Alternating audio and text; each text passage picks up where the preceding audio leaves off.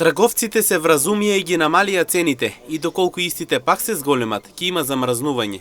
Министерот Бесар Дурмиши во денешната изјава истакна дека нема да има алчно зголемување на цените на основните производи за време на празниците. Додатно истакна дека во некои маркети цените се намалени до дури 25%. Ќе следиме ситуацијата со цените доколку се случи да има нагло зголемување на цените. Веднаш ќе побарам да се свика воредна седница на владата и да предложам одлука за замрзување на цените. После нашата опомена, трговците се вразумија и ги намалија цените, бидејќи како што кажав, тогаш и како што ќе повторам сега, нема да дозволиме алчно зголемување на цените на основните прехранбени производи за време на празниците. Од информациите кои што ги имаме од Државен пазарен инспекторијат, намалени се цените на дел од основните прехранбени производи кои беа покачени, кај некои маркети се дури од 20 до 25%.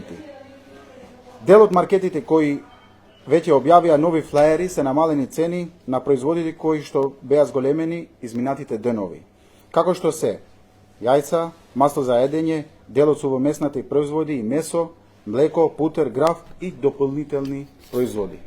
Во исто време, само за еден ден се над 50 нови производи се додадени на новогодишната кошница и достигна број скоро 1180 производи.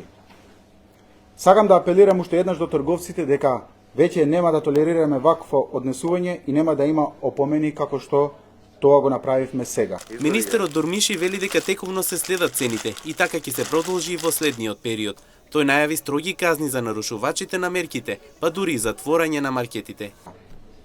Тековно ги следиме цените и така ќе продолжиме и во наредниот период. Доколку видиме вакво однесување повторно како што кажав, имаме механизми и можеме веднаш да донесеме одлука.